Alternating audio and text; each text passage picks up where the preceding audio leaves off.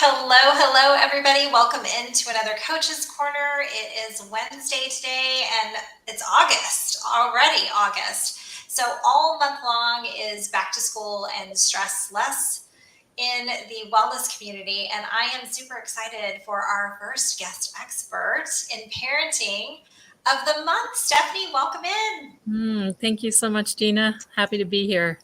Yes, well, we're excited to have you. We are talking transitions today. Every Wednesday will be a different topic, but this week is all about transitions for kids, how the parents are feeling with the transitions, the stress that comes with transitions. So before we get started, though, I want you to tell everybody a little bit about you. Okay, so I live in Colorado and I am a psychotherapist and parent coach, educator, and author of a book called Preparing for Parenthood 55 Essential Conversations for Couples Becoming Families. So my niche is really expectant and new parents with little ones up to about age 5, but I work all the way across the spectrum, all the way with people up into their 70s. So and my website is Prepared for Parenthood. So you can find me there. And how did you get started in parenting? So I got started in prenatal and perinatal psychology and health after I graduated with a doctorate in that. And so I started really being curious and interested in the life of the unborn and that transition into the born baby, and what happens afterwards and how we kind of grow up and child development and things like that. And at the same time became a parent myself for the first time. I have 2 daughters, and they're older now, but it was so relatable when things were a little more challenging when they were born. Yes. And so just really wanting to help people kind of move through those transitions of, wow, it's not just fun and exciting to become a parent, it's also really hard sometimes. And talking about kids going back to school like you are this month, that transition is big on our radar. Our kids go back in just a couple of weeks, and there's a lot of energy around it, right? And it can be exciting and also stressful.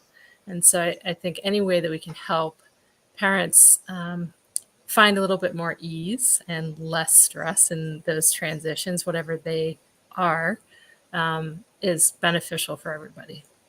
Yeah, and it's so interesting. I have 2 boys, and one of them's off at college now, and the other one's a senior this year. But um, they're so different. They were so different when they were little in elementary school. And I just remember my youngest cried every single day of the first day of school for up until like 5th grade. Whereas the older one was like, see you later. I'm out of here. But yeah, talk a little bit about these transitions because the kids are going through their own, transition, but we as parents are also feeling that as well. Exactly. I think you bring up a great point in that each of your children is very different. My children are also very different from one another. And so, helping to support them, you have to do that in a different way for each of them as well.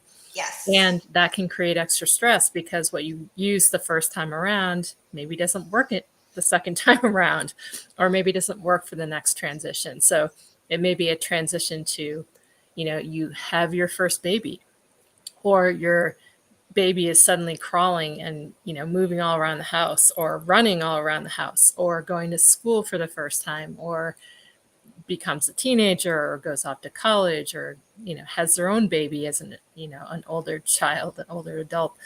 And so just figuring out how to navigate those pieces with a lot of care, as parents like to do usually, and gentleness, sometimes is I think an art form, really, depending on your child's temperament and your own temperament and what you can navigate in terms of stress, right? So Absolutely. Yeah. And I think we just have to be gentle with ourselves as well, because, like you said, one kid is one way and a technique worked with the one that doesn't work with the other one. And, for a lot of the people in my audience, they are working as well. So they're a working parent. Sometimes they're a single parent and having to navigate the stress of all of that. It becomes really difficult. And like you said, whether it's having a new baby or whether your kid's going off to, grade school or even off to college, we have these markers, I feel like, in time that are transitional, and your kid's growing older, and, how do you feel about that? Exactly. And what does that mean for you as the parent? As far as what does that say about who you are and what are you going to do next? So I think the transition is happening both ways. So how do you see symptoms coming up from that? Right. So what I tend to see in parents, and again, I'm working more with the parents of younger ones, but there tends to be a lot of irritability, right? And kind of with stress often comes irritability and challenges in functioning in a way that feels like your best self. Sometimes it's as much as anxiety or depression or just feeling blue and down. Sometimes there is a change to what you're taking in for food, how much exercise you're getting.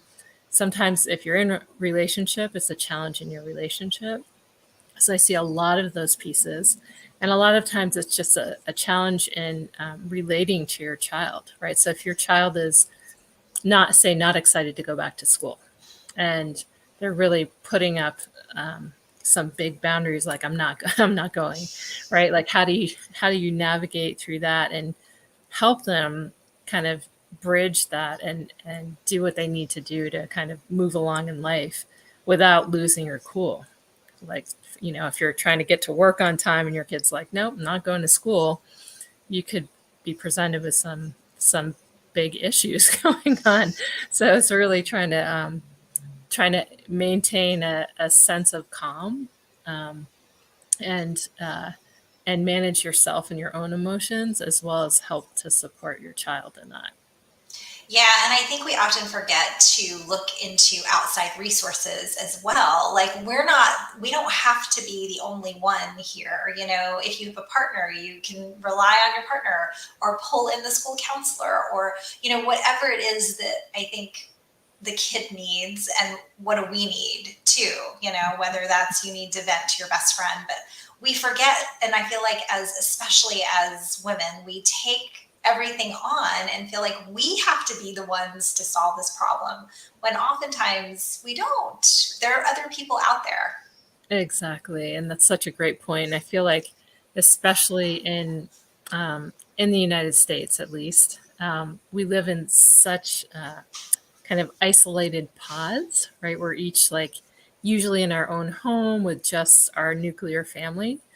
And so that sense of like having a tribe, you have to go out and find your people, right? Whether it's the counselor Yes. or your new group of friends or, whoever it is, it's not built in. Right. Right? And so that I feel like that's one of the challenges of living in the United States of like you're kind of expected, like, okay, you're having a baby, it's going to be amazing. Good luck. You had the Good baby, luck. you're all done. Go home now and figure it out. Right. Right. And so there is like a reality in terms of figuring out through experience, but that point of not having to do it necessarily on your own, of like knowing that there's so many people out there, whether they're friends or extended family or new community or, people in your prenatal yoga class or your Right. child's kindergarten or, senior high school class or whatever. Those people are also going through similar transitions. And they have their own ways of dealing with it. And so if we open up and talk about it and kind of share some of those vulnerable spaces of like, hey, like I'm having a hard time with parenting right now. Like this is a really hard transition. Like I'm really sad that my child's starting to look at colleges, or I'm really sad that they're about to land their first job, even though I'm really excited for them. What does Right. that say about me and where I'm at in my life and my purpose and all that. And so I think, that point of, as moms especially, we put so much pressure on ourselves to do it all ourselves and do it as well or better than everybody else, right? Like, I'm doing really well. Like, give me some positive feedback. Yeah, Um, and it's not realistic, right? Because no one's doing it well all the time, really. We're so all true. kind of finding our way. And it's hard, and just admitting that it's hard, and being okay with it. Like, yeah, Yeah. sometimes it's hard, sometimes there's some flow to it, and that's great too. Yes, for sure. And I also feel like, you might be having trouble with your kiddo. You might be feeling that irritability or that stress coming on, but so is the kiddo if they're, acting some kind of way, acting out in some kind of way. But keeping that communication open, I think is absolutely huge with your child, as well as, reaching out and getting resources and just asking, what's going on? How can I help? Whatever it is, but keeping that communication open, I think, is critical. So, talk about maybe some ways that we can help alleviate some of our stress. Yeah, and that's I just want to piggyback on what you just said, because it's so important. Um, it's said that communication is only, 5 or 10% the words that actually come out of your mouth, and the rest is energetic, essentially. That's your body language, it's what you're projecting. And so we can paste a smile on and say everything's great, and try to communicate that to our children, but they're feeling all of the stuff underneath it, and they pick up on it in a heartbeat. So there's very aware of what's happening within their parents' lives. And so, keeping the communication open with them also means, like, it's okay to say to your child, like, sometimes I don't know what to do as a parent, right? Like, this is all new for me too. And, as they get older, how can I best support you? Like, is this helpful? What would be more supportive, right? And so, really talking that through, and then getting the feedback of lots of different people in your tribe, or professionals in the field, the school counselors, and sometimes therapists and things like that, who might be best suited to help support you. I think self-care is just so critical, right? So making sure you're really taking care of your physical, emotional, social, mental needs, as best as you can, and not getting kind of under resourced. Like, as soon as we start losing our resources, we're just not we're not as adept as parents, right? So you could have like a bad night of sleep, and maybe you're cranky the next day, and you're not as patient with your child, right? I think another critical point is slowing down. So often when there's a stressful experience, what tends to happen is we speed up. We want it fixed. We want it done. We're pushing, right? And actually, sometimes the opposite is what's needed, right? So we just slow down and step back, like, ooh, okay, let me think about what's happening here. Let's talk it through. Let's slow things down so they don't escalate, so that my irritability doesn't come out as an attack, or, prompt my child into attacking back. um, those things can be super helpful. And then I wanted to just provide like one super simple somatic technique that people can do in the moment.